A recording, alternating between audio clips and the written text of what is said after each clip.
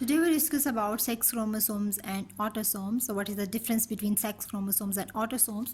तो सबसे पहले हम अगर इसकी डेफिनेशन को देखें ऑटोसोम्स की, तो chromosomes that are alike and not involve in determining sex are called autosomes. यानी कि क्रोमोसोम्स जो भी क्या हों, एक दूसरे से सिमिलर हों, ठीक है, और वो सेक्स डिटर्मिनेशन में इन्वॉल्व ना हो, उसे हम ऑटोसोम्स कहते हैं. ये उसकी कुछ अगर सिंपल अल्फाज में देखें तो chromosomes which are similar in male and female species, ठीक है, वो क्रोमोसोम्स जो मेल और फीमेल की स्पीशीज़ में सिमिलर होते हैं उन्हें हम ऑटोसोम्स कहते हैं. और सेक्स क्रोमोसोम्स हम किसको कहते हैं कि chromosomes that are represented differently in females and males and function in sex determination are called sex chromosomes. यानी कि कुछ क्रोमोसोम्स ऐसे होते हैं जो कि मेल और फीमेल में अलग होते हैं और उनका जो है वो काम क्या होता है कि वो सेक्स डिटर्मिनेशन का काम करते हैं. इसको सेक्स क्रोमोसोम्स कहते हैं. यानी कि chromosomes which are different in male and female of same species. एक ही स्पीशी है और मेल और फीमेल में वो दोनों डिफरेंट होते हैं. इसके अलावा जो सेक्स डिटर्मिनेशन का काम है ये इस कब स्टार्ट हुआ था? अर्ली 1900 में इसकी डिटर्मिनेशन का काम स्टार्ट हुआ था. उसके अलावा दो चीज़ें आपने याद रखनी है कि if X bearing sperm fertilize an egg then it produce female. यानी कि अगर तो मेल जो है वो क्या कर रहा है, वो एक्स स्पर्म दे रहा है तो फीमेल प्रोड्यूस होगी. लेकिन अगर मेल वाई क्रोमोसोम दे रहा है तो क्या प्रोड्यूस होगा? मेल प्रोड्यूस होगा.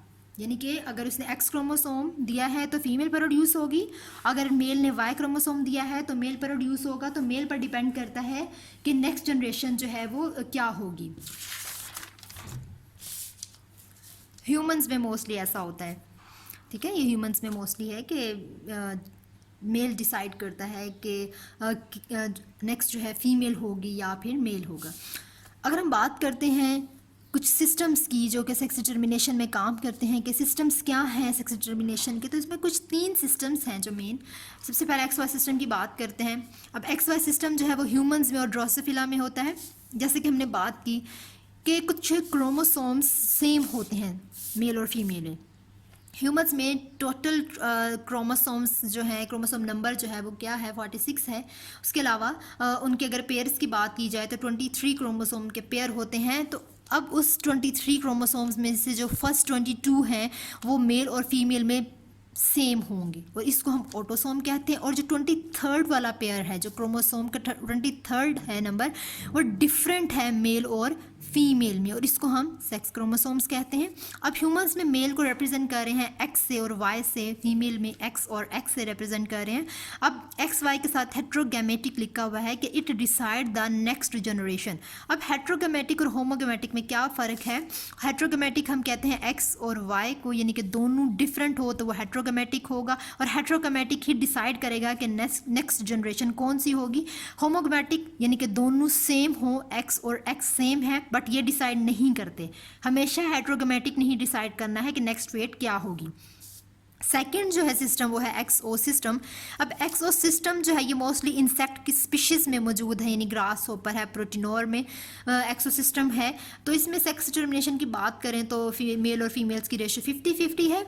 तो प्रोटीनोर में जो है हम कह रहे हैं इंसेक्ट स्पीशी है. अब इसमें मेल को रिप्रेजेंट कर रहे हैं एक्सओ से, फीमेल को एक्स एक्स से.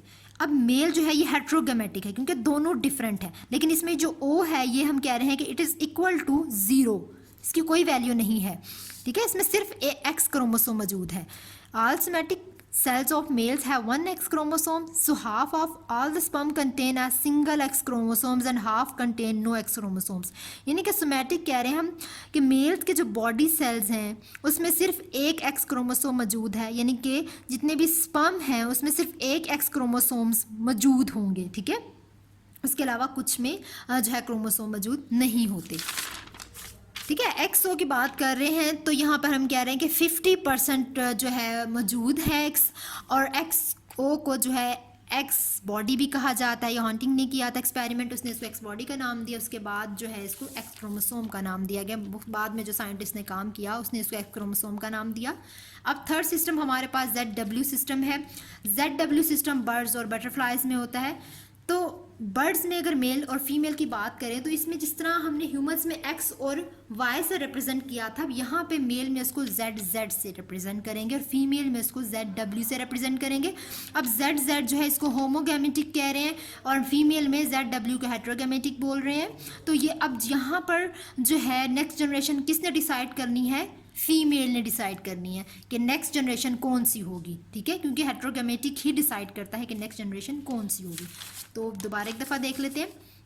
एक्स वाई सिस्टम में किसने डिसाइड किया कि नेक्स्ट जनरेशन कौन सी होगी? मेल ने, यानी कि एक्स वाई ने। उसके बाद एक्स ओ सिस्टम में इंसेक्ट्स में कौन डिसाइड करता है? मेल डिसाइड करता है। इसके अलावा हमने बात की जेड डब्ल्यू सिस्टम, जो कि हम बात कर रहे हैं बर्ड्स में, और उसके अलावा बटरफ्लाइज में। तो यहाँ पे कौन डिसाइड कर रहा है? यहाँ पर फीमेल डिसाइड कर रही है कि उसकी नेक्स्ट जनरेशन कौन सी होगी। आई होप आपको इसकी समझ आ गई होगी कि ऑटोसोम और सेक्सोम में जो है क्या डिफरेंस है, उसके अलावा इसके कौन से सिस्टम्स हैं और किस सिस्टम में कौन डिसाइड करता है कि नेक्स्ट जनरेशन कौन सी होगी।